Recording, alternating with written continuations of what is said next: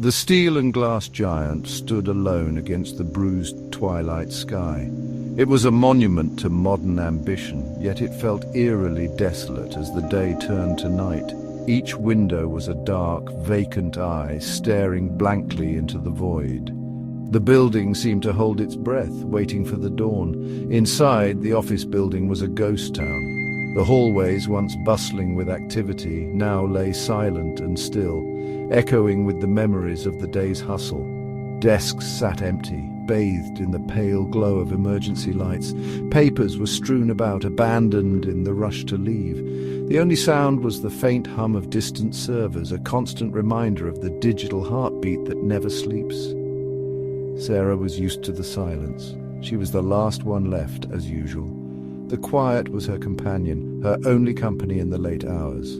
A mountain of paperwork had kept her chained to her desk. Each document was a piece of the puzzle she had to solve before she could call it a night. Dedication, they called it. She called it Tuesday.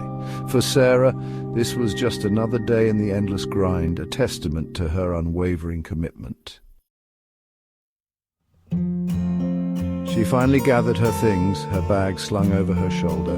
The weight of the day seemed to settle into the fabric of the bag, a silent testament to the hours spent in the office. She took a deep breath, steeling herself for the journey home. The elevator pinged its arrival, a lonely sound in the stillness.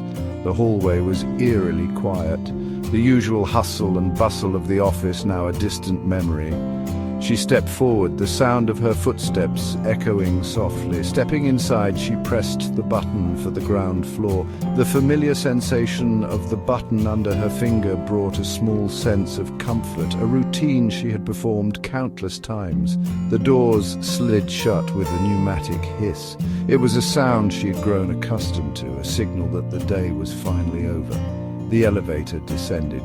It was a familiar rhythm, a gentle sway she barely noticed anymore. The hum of the machinery was almost soothing, a background noise that signaled the end of another long day.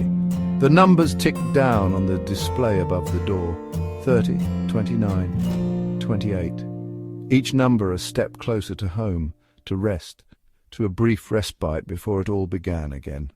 Each floor looked the same through the narrow window.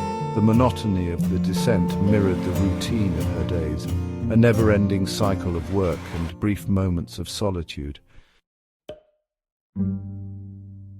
The elevator lurched, breaking the smooth descent. Sarah stumbled, grabbing for the handrail.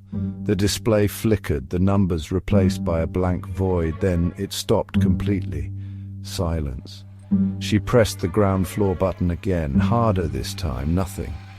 A cold dread began to creep up her spine. This had never happened before. She was trapped.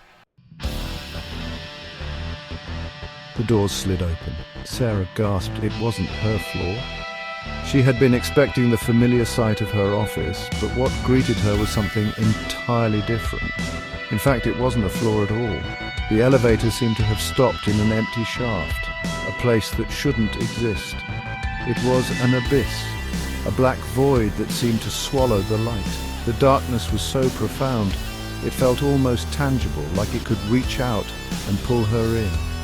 A low, guttural hum emanated from the darkness, sending shivers down her spine. The sound was both alien and familiar, like a distant memory she couldn't quite place. Curiosity, a dangerous dance partner with fear, urged her forward.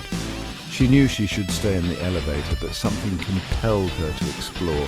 Taking a deep breath, Sarah stepped out of the elevator. Her heart pounded in her chest as she moved into the unknown. The doors hissed shut behind her, sealing her fate in the darkness. She was now completely alone, with only the void and her own courage to guide her.